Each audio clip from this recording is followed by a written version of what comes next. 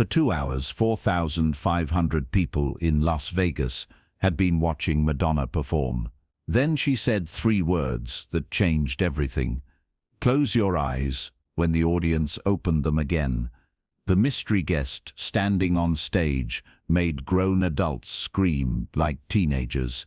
November 7th, 2009, the Coliseum at Caesar's Palace in Las Vegas was packed with 4,500 fans watching Madonna's Sticky and Sweet tour. The show had been incredible so far. Madonna was at the top of her game, performing with an energy that defied her 51 years. The crowd was exhausted and exhilarated in equal measure, singing along to every song, following every dance move. Nobody in that arena knew that backstage, hidden in a private dressing room with only 3 security guards for company, sat someone who hadn't been seen performing publicly in over a year. Someone who the tabloids had been tearing apart for the past 2 years. Someone who'd been fighting one of the most public and brutal personal battles in entertainment history. Britney Spears was sitting backstage, and she was terrified. It had been 2 years since Britney's very public breakdown in 2007. The head-shaving incident, the umbrella attack on paparazzi, the loss of custody of her children, the conservatorship that had stripped away her independence. For 2 years, Britney had been virtually invisible, locked away from the public eye, fighting to regain control of her life. Madonna had watched all of it happen with a mixture of horror and recognition. She knew what it was like to be torn apart by the media. She knew what it was like to have every mistake magnified, every moment of vulnerability exploited. And she'd reached out to Britney privately, offering support, offering friendship, offering something Britney desperately needed, understanding without judgment. They'd stayed in touch over those 2 difficult years. Phone calls late at night when Britney couldn't sleep. Text messages when the pressure felt unbearable. Madonna checking in, reminding Britney that she was still in there somewhere, that the person the tabloids were destroying wasn't the real her. 3 weeks before the Vegas show, Madonna had called Britney with an idea. "Come perform with me," Madonna had said. "Nobody has to know you're coming. No press, no announcement, no pressure, just you, me, and some people who still love music more than gossip." Britney had been silent for a long time. "I don't know if I can," she'd finally said. "What if I mess up? What if they don't want me there?" "They'll want you there," Madonna had said firmly, "and you won't mess up. But even if you did, so what? That's not what this is about. This is about reminding yourself that you're still a performer, that they can't take that away from you." So here they were, November 7th, 2009, Britney in a dressing room backstage, wearing jeans and a simple black top. No elaborate costume, no backup dancers, just her and Madonna on stage. About to do something she'd been planning for 3 weeks, without telling a single person in the audience. Madonna finished Hung Up, one of her biggest hits from the tour, and the crowd was going crazy. But instead of moving into the next song, Madonna held up her hand for silence. The arena quieted down, 4,500 people wondering what was happening. "I want to talk to you about something," Madonna said, and her voice was serious in a way it hadn't been all night. "Music saved my life. Not in a dramatic way, not from anything specific, but in the sense that it gave me a place to exist when the world didn't know what to do with me. Music doesn't care if you're perfect. Music doesn't care if you make mistakes. Music just asks you to show up and be honest." The crowd was listening intently now, the energy in the room shifting from celebration to something more intimate. "There's someone backstage right now who taught me that lesson all over again," Madonna continued. "Someone who's been through hell and back, someone who's been judged and criticized and torn apart by people who don't know anything about her.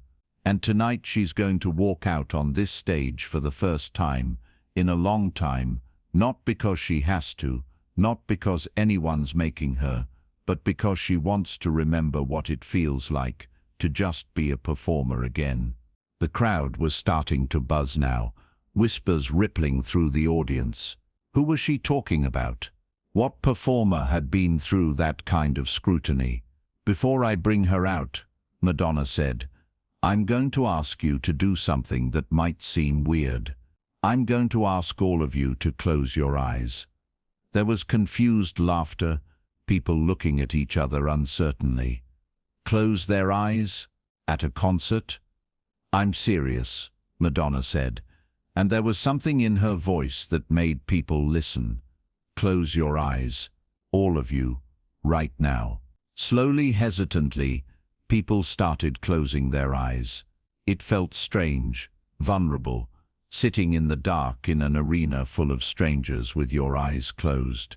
But Madonna's voice was calm and steady, and somehow, impossibly, 4,500 people closed their eyes. "Keep them closed," Madonna instructed. "Don't open them until I tell you to." Backstage, one of Madonna's crew members came to get Britney. "It's time," he said gently. Britney stood up. Her hands were shaking. She'd performed for crowds 10 times this size. She'd headlined Vegas shows in this very building, but that felt like another lifetime, another person. The woman walking toward the stage now wasn't sure if she remembered how to be that person anymore. She walked through the backstage corridors, hearing the muffled sound of the crowd beyond the curtains. Her heart was pounding so hard she thought she might pass out. What was she doing? This was crazy. She should turn around, go back to the dressing room, tell Madonna this was a mistake. But then she was at the wings of the stage, and she could see Madonna standing there, talking to a crowd of 4,500 people, who all had their eyes closed, trusting Madonna enough to be vulnerable in a room full of strangers. Madonna looked over and saw Britney. She smiled, that confident, fearless smile that had carried her through 3 decades of performance. She held out her hand, an invitation, a lifeline. Britney took a deep breath and walked out onto the stage. The stage lights were dim, creating a soft glow that felt almost dreamlike. Britney walked to center stage, and Madonna positioned her right beside her, both of them standing there, looking out at 4,500 people with their eyes closed. "Okay," Madonna said into a microphone, and her voice was gentle. "You can open your eyes now." 4,500 people opened their eyes simultaneously. For exactly 3 seconds, there was complete silence as their brains processed what they were seeing. Madonna was standing there, smiling, and next to her, looking nervous but present, was Britney Spears. Then the screaming started. It wasn't normal concert screaming. It was something else entirely. It was shock and disbelief and joy and support, all rolled into one collective scream that was so loud, so intense, that security actually did a double take, checking to make sure there wasn't an emergency. People were crying. Full-grown adults were sobbing, screaming, jumping up and down. Phones were being pulled out, but most people were too shocked to even think about recording. They were just staring, trying to process that Britney Spears, who they hadn't seen perform in public in over a year, who'd been the subject of endless cruel jokes and tabloid attacks, was standing on stage, looking small and vulnerable and brave. Britney was overwhelmed. The screaming washed over her like a wave, and for a moment she just stood there, frozen. These people were screaming for her, not at her, for her, supporting her, wanting her there. Madonna put her arm around Britney's shoulders, a gesture of solidarity and protection. She let the screaming continue for a solid minute before she finally held up her hand for quiet. "This is my friend Britney," Madonna said, and the simple word friend made Britney's eyes fill with tears. "She's here tonight because she wanted to remember what it feels like to perform without the world watching and judging and tearing apart every single move. She's here to just sing. That's it. No spectacle, no choreography, no production, just her voice and a song." The crowd applauded, respectful now, understanding what Madonna was asking of them. This wasn't a comeback performance. This wasn't a publicity stunt. This was something more fragile and important than that. "Britney," Madonna said, turning to her, "what do you want to sing?" Britney had been staring out at the crowd, overwhelmed by the support, by the kindness in their faces. She turned to Madonna and said, quietly enough that the microphone barely picked it up, "Like a Virgin. Can we do Like a Virgin?" Madonna smiled. It was perfect. The song that had defined her career, that had made her a superstar, that represented everything about reinvention and starting over. "We can absolutely do Like a Virgin," Madonna said. The music started. That iconic opening that everyone in the arena knew by heart. Madonna started singing the first verse, her voice strong and confident, giving Britney time to find her footing.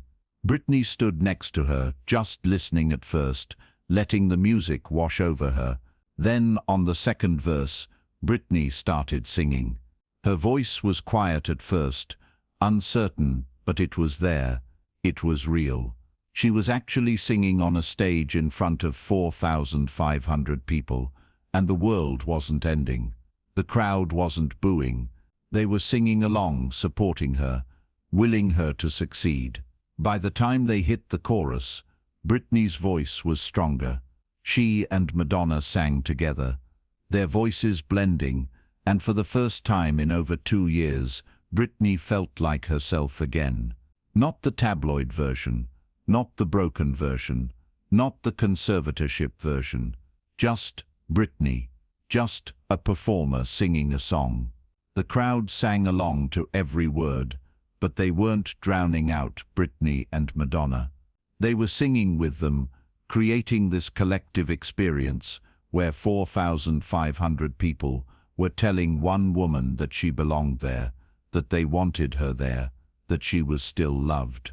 When the song ended, Britney was crying, Madonna was crying, half the audience was crying. The applause was deafening, but it was different from the screaming earlier. This was grateful, emotional applause for something they'd just witnessed that felt important and real. Madonna pulled Britney into a hug, and the microphone caught what she whispered. "See, you didn't forget. It's still in there." Britney nodded, unable to speak. Madonna addressed the crowd one more time. "I want to thank all of you for being part of this tonight, for understanding what this meant, for showing Britney that there are still people who see her as an artist, not a headline." The crowd erupted again, and someone in the third row yelled, "We love you, Britney," which started a wave of similar shouts throughout the arena. Britney waved, overwhelmed, and Madonna walked her back off stage as the crowd continued to applaud. Backstage, Britney collapsed into a chair, emotionally exhausted but smiling. "I did it," she said, almost disbelieving. "I actually did it." "You did more than that," Madonna said. "You reminded 4,500 people why they fell in love with you in the first place. Not the production, not the spectacle, just you." The video of that performance, captured on dozens of phones throughout the arena, was uploaded to YouTube within hours. It went viral immediately, but the comments weren't cruel or judgmental. They were supportive. People talked about how brave Britney had been, how emotional it was to watch, how Madonna had created a safe space for Britney to just be an artist again. That night in Vegas became a turning point for Britney. Not immediately, not dramatically, but it planted a seed. It reminded her that she was still in there somewhere, that performer who loved music, who found joy in singing. It would be years before she'd fully escape the conservatorship, years before she'd reclaim her life, but that night was one of the first steps. Madonna and Britney stayed close after that. When Britney finally regained her freedom in 2021, one of the first people she called was Madonna. "Remember Vegas?" Britney said. "I think I'm ready to feel like that again. But for real this time, for good." The story of that night in Vegas reminds us that sometimes the most powerful thing we can do is create space for someone to remember who they are. Madonna didn't try to fix Britney, or save her, or turn her into a spectacle. She just gave her a stage, a song, and 4,500 people who were willing to see her as human. Today, when people talk about Britney's comeback, about her journey to freedom, they often reference that night in Vegas as one of the quiet moments that mattered. Not the big headlines, not the legal battles, but a simple performance in front of a small crowd, where someone remembered that underneath all the noise, she was still just a person who loved to sing. If this incredible story of support, vulnerability, and remembering who you are moved you, make sure to subscribe and hit that thumbs up button. Share this video with someone who needs to be reminded that it's okay to be vulnerable, that coming back doesn't have to be perfect, and that the right people will hold space for you to find yourself again. Have you ever helped someone remember who they truly are? Let us know in the comments. And don't forget to ring that notification bell for more amazing true stories about the moments that change everything.